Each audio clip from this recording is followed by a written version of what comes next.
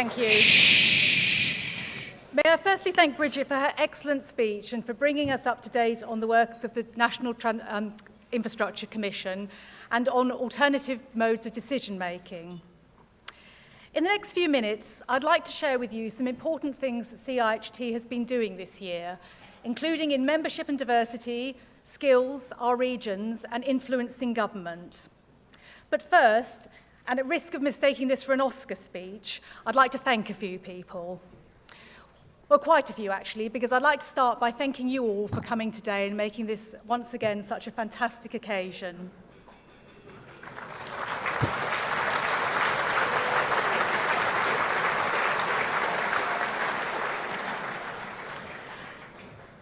Next, I would like to thank our immediate past president, David Gibby, for a hugely successful year with his Making the Journey theme.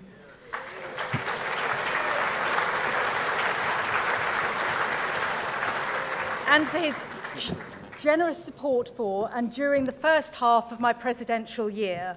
I'm expecting David to run onto the pitch with the half-time oranges fairly soon. Well, maybe a pace of your own choosing, David. And thank you also to Sheila Holden, our first female president. Her Access for All theme was both timely and successful. Sheila has given much support and made it easy for me to be the second female president, and hopefully inspire somebody out there to be the third or the fourth. As Sue indicated earlier, our membership numbers have never been higher and we're still growing. Our #Journeys campaign continues to show people the benefits of joining through focusing on your stories. Earlier, I was delighted to present an award to Adrian Redrup from Hertfordshire County Council in recognition of his help with our membership campaign. Of course, it's not just about the numbers. A major strength of our institution is in our diversity. That is, our professional diversity, our transport mode diversity, our heritage is roads, but our interests now span many other modes, and our gender diversity.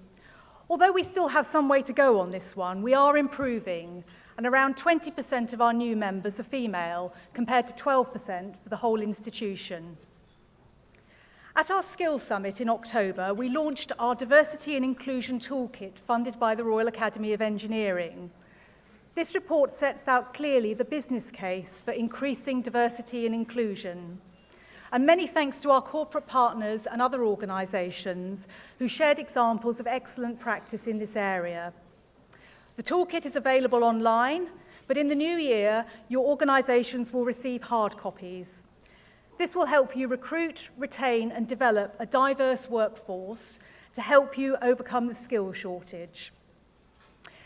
Now, in the old days, I would have been able to make a quip comparing Sheila and myself to buses, as in, you wait 85 years and two come along at once. But with vehicle tracking systems, data analytics and optimised timetables, that expression really needs to be pensioned off. Which brings me to my theme of my presidential year, which is intelligent transport in a connected world. This is a subject close to my heart. My background is R&D and technical consultancy, and I started my career as a research scientist. I was the chief executive at the Transport Research Laboratory, TRL, for 12 years. The way transport systems are planned, designed, built, operated, and accessed by users has changed beyond recognition over the last 20 years, and the pace of change is likely to accelerate. We're surrounded by new technologies, smartphones, wireless communications, smart sensors, self-healing materials, increasingly autonomous vehicles, open and pervasive data, and the wonderful Internet of Things, just to name but a few. Amongst other things, these technologies can make us safer, save us money, reduce environmental impacts, and give us better journeys. Customers, formerly known as people, increasingly want a more personalised mobility service. In other words, people want journeys that work for them. In a recent study by the Transport Systems Catapult, 53% of travellers always look for ways to optimise their journeys. 72% have smartphones, and over half of these consider them essential for their journeys. An amazing 39% would consider driverless cars today. And many people here might need one of those after leaving here this afternoon. But all of this technology creates uncertainty, but also opportunity for our profession. And during this year, CIHT is focusing on sharing new practice and innovation. We're also providing thought leadership on how technology will affect everything we do in the future. And we're doing this in a number of ways. For example, Professor Glenn Lyons is leading a series of workshops called CIHT Futures. This is looking at decision-making, recognising uncertainty in transport demand. And following on from our successful national conference this year, our next event on the 2nd of March is Managing Transport in an Uncertain World.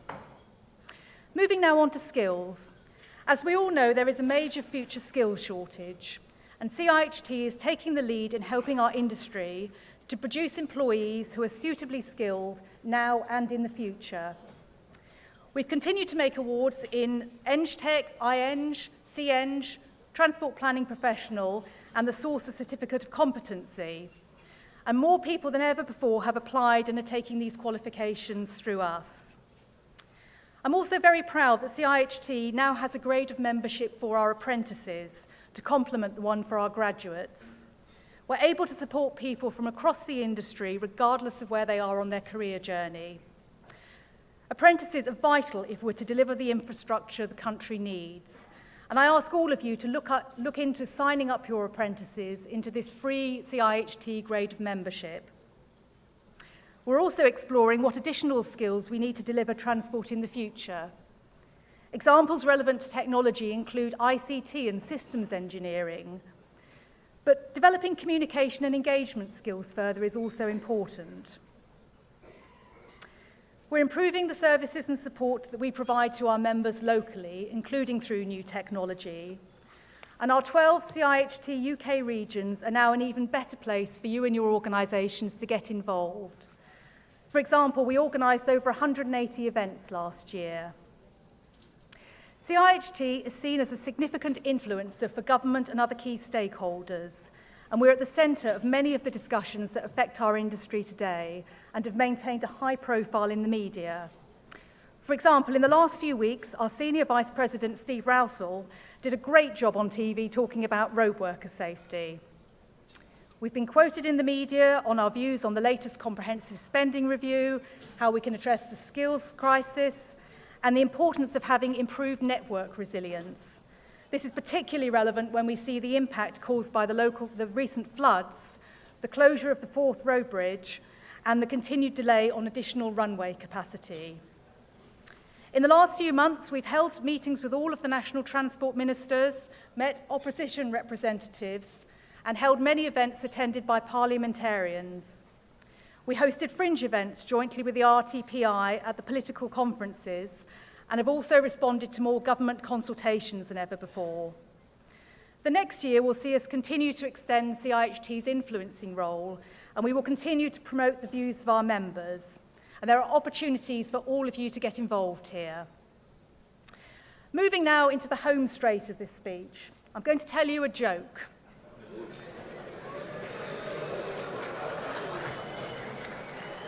Okay,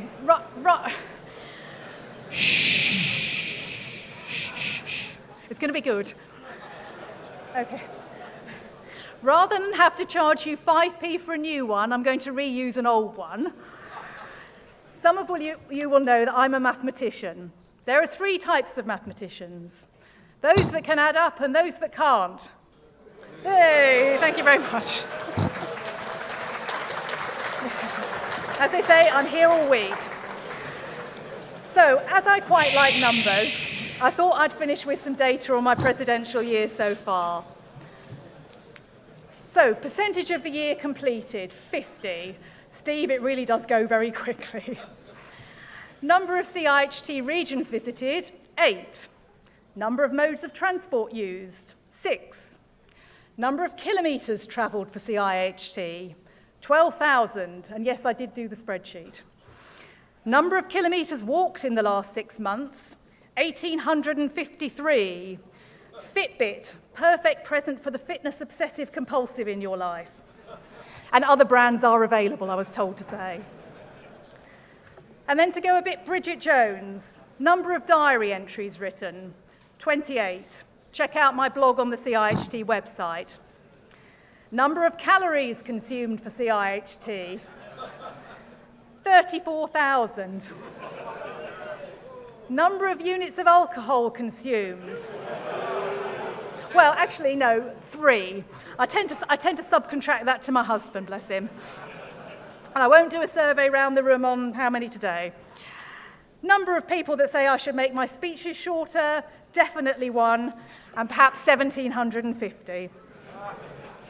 So I will just finish with a huge thank you to all of our members, many of whom give so generously of their time to support the institution, and also to Sue Percy and all the staff at CIHT for making it all happen so magnificently. Thank you to all of you, and I wish you all the best for the festive season and a happy new year. And I would ask the members of CIHT to now be upstanding for the toast.